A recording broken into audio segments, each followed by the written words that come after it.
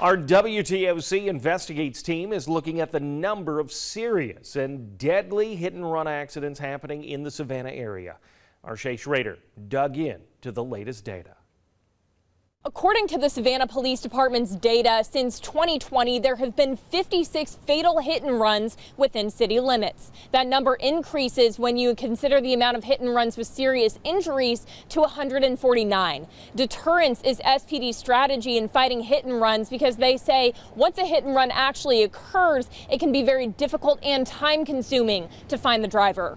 When a hit and run occurs, the Savannah Police Department sends out their traffic investigation unit. Assistant Chief Robert Gavin says they look at forensic measurements, collect evidence like debris, and look at the position of victims' bodies like in a homicide. It is a major case investigation, so those detectives have a lot of extra training to be part of that unit. Sometimes all that evidence doesn't paint the full picture. Gavin says oftentimes they need tips from people who see something unusual. There's damage to vehicles that has to be fixed. There's, people that wake up the next morning and notice that their neighbor's car has damage to it.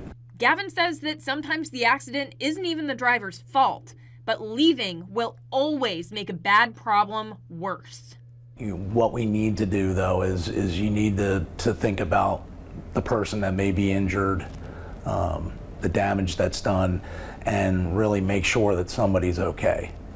Because if somebody ends up dying because you left them there and no one knows the accident happened and that person could have lived, that's a lot worse. Gavin adds that if you do find yourself in a situation where you've hit somebody with your car, the worst thing you can do is leave the scene. He says the first thing you need to do is stop and call 911. If you are convicted of committing a fatal hit and run in the state of Georgia, that carries a prison sentence of up to 5 years. Reporting in Savannah, Shay Schrader, WTOC News.